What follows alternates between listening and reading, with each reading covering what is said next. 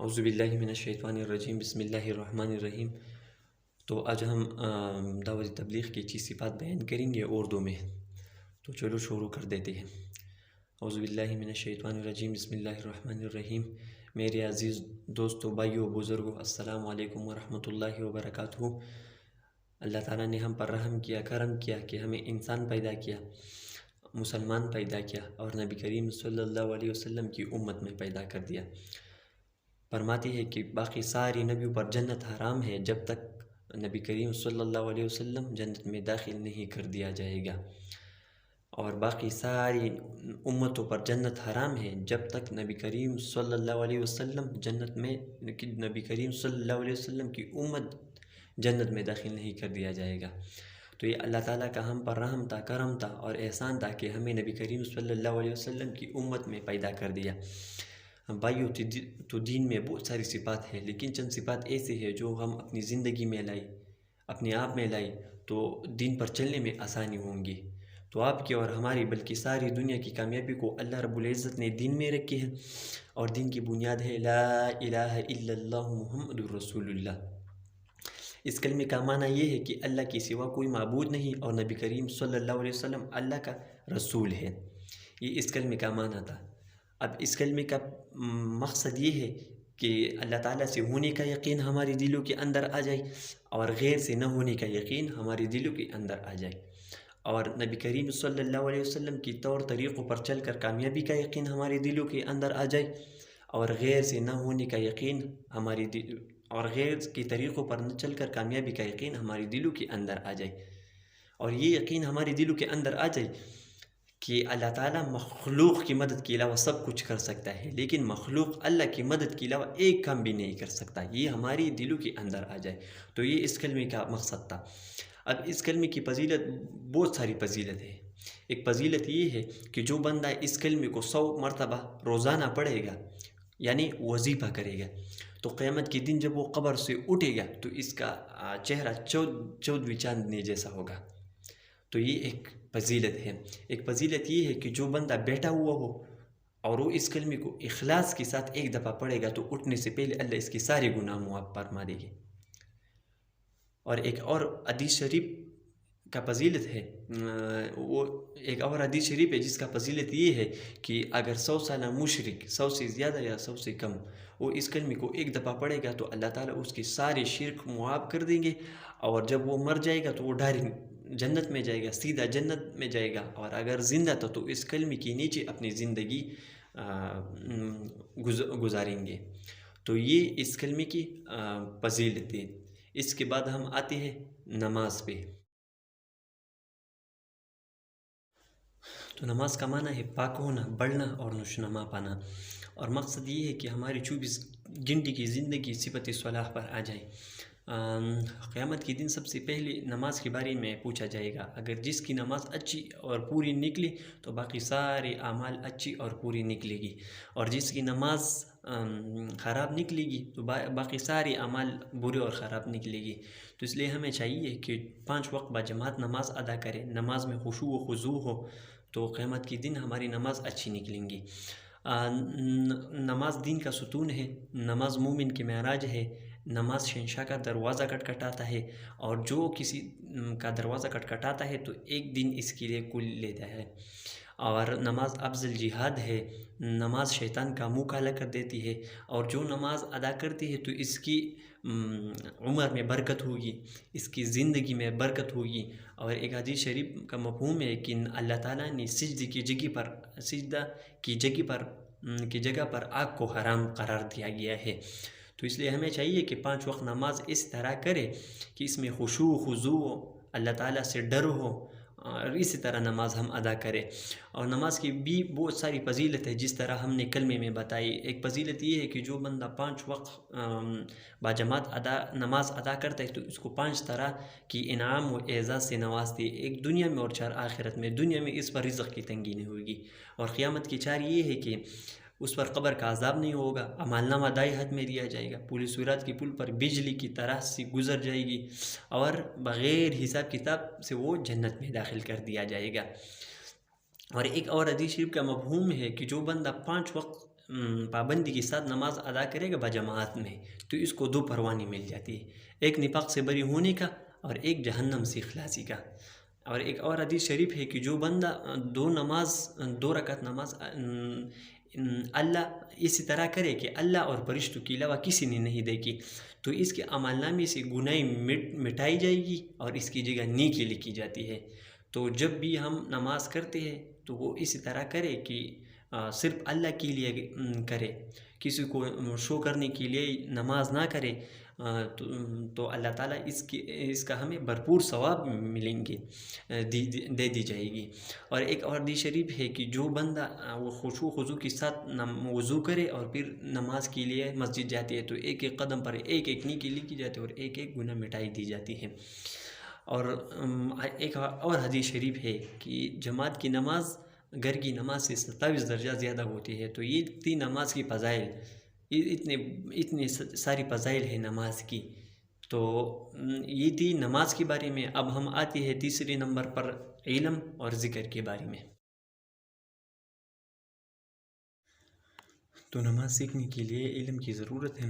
علم کے معنی ہے جاننا، پہچاننا، اور مقصد یہ ہے کہ حال کے امر کو پہچاننا آ جائے۔ مطلب یہ ہے کہ اس وقت اللہ تعالیٰ کا کیا حکم ہے اور نبی کریم صلی اللہ علیہ وسلم کا کیا طریقہ ہے۔ اور اتنا علم حاصل کرنا چاہیے کہ 24 گھنٹے نبی کریم صلی اللہ علیہ وسلم کی طور طریقوں کے مطابق اور اللہ تعالیٰ کے حکموں کے مطابق بسر کر سکے۔ اتنا علم حاصل کرنا چاہیے۔ اور اتنا علم حاصل کرنا چاہیے کہ میں مسجد میں داخل ہو رہا ہوں، کون سی دعا پڑھنی چاہیے اور کون سی پاؤ پر داخل ہونی چاہیے، باہر آنے پر کون سی دعا اور کون سی پاؤ پر داخل اور باہر ہونی چاہیے، اور ٹوائلٹ جانے کا کیا دعا ہے اور کون سی دعا پڑھنی چاہیے، اور باہر آنے کا کیا دعا ہے اور کون سی دعا پڑھنی چاہیے۔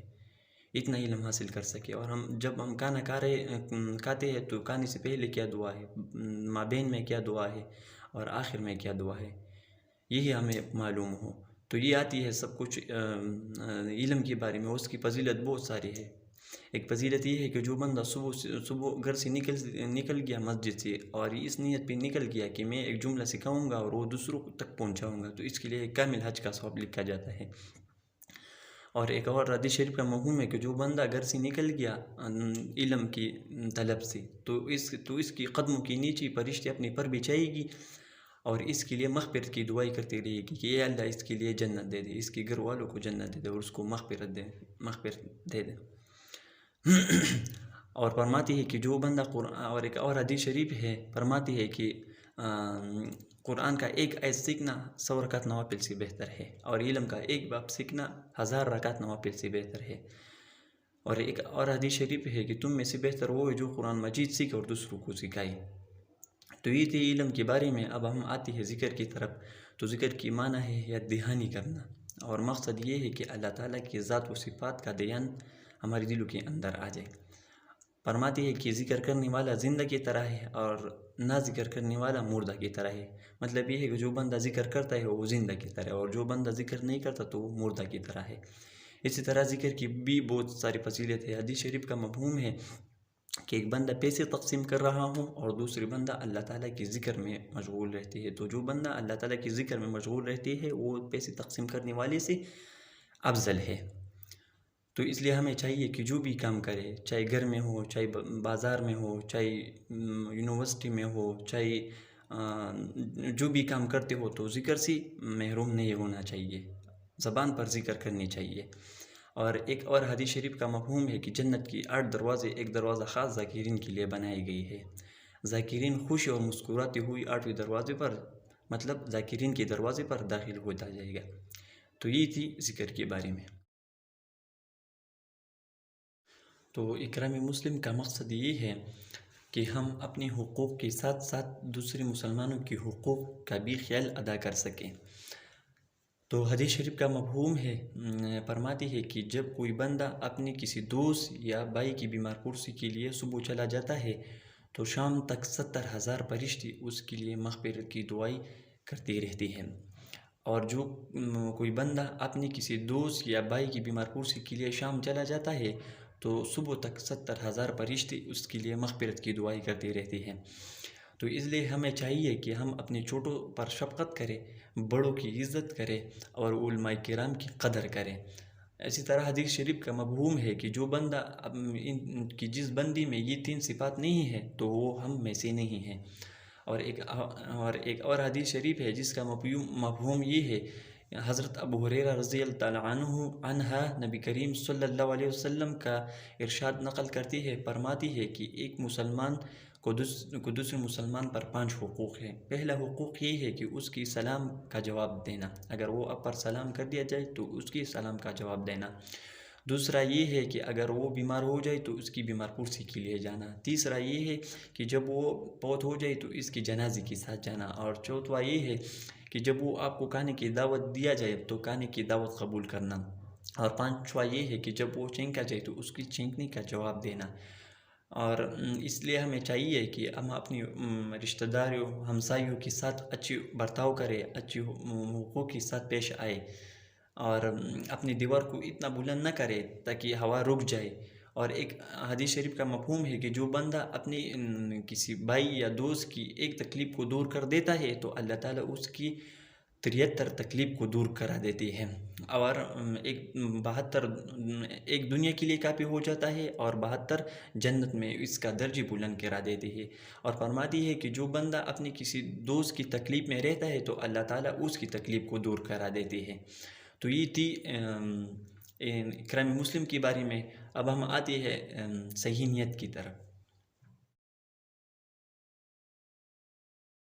تو صحیح نیت کا مقصد یہ ہے کہ ہم جو بھی کام کریں وہ خاص اللہ تعالیٰ کی رضا کے لیے کریں، اس میں دنیاوی غرض، اس میں شہرت، اس میں ذاتی غرض، اس میں ریاکاری موجود نہ ہو، تو اس کا ہمیں بھرپور ثواب مل ہی جاتا ہے۔ مطلب یہ ہے کہ اگر کوئی بندہ مسجد بنا رہا ہے تو اس نیت سے بنا رہا ہے کہ لوگ مجھے اچھا کہیں، تو اس کو ثواب نہیں ملتا۔ اگر کوئی مدرسہ بنا رہا ہے اس نیت سے بنا رہا ہے کہ لوگ مجھے اچھا کہیں، تو اس کو ثواب نہیں ملتا۔ اور اگر کوئی بندہ اللہ تعالیٰ کے راستے میں پیسے دے رہا ہے تاکہ لوگ مجھے سخی کہے، تو اس کو بھی اس پیسے خرچ کرنے کا ثواب نہیں ملتا۔ تو حدیث شریف کا مفہوم ہے کہ اللہ تعالیٰ آپ کی چہروں، آپ کی مالوں کو نہیں دیکھتے بلکہ آپ کی اعمالوں کو دیکھتے ہیں۔